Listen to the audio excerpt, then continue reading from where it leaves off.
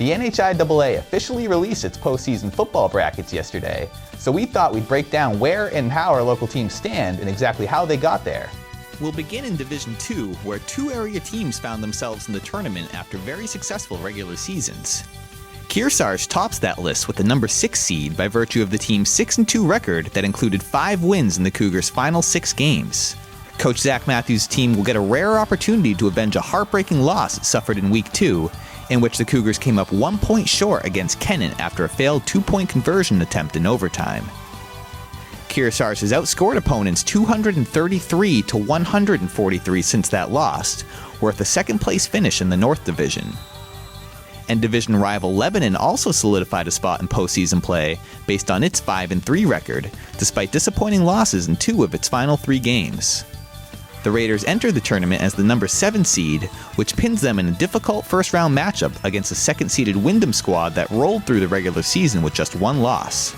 Coach Chris Child's team has had its share of success playing on the road, though, suffering just 1 loss outside of Lebanon.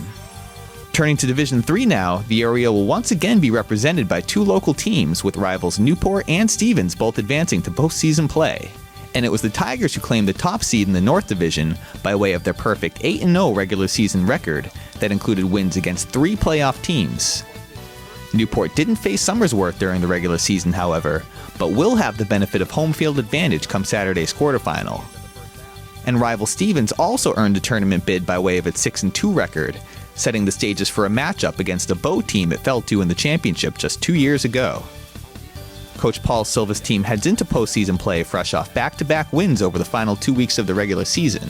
And if Newport and Stevens were both able to manage wins in their respective quarterfinal matchups, the teams would go head-to-head in the semifinals in a rematch of a game of the week we brought you earlier this year, won by the Tigers 42-12.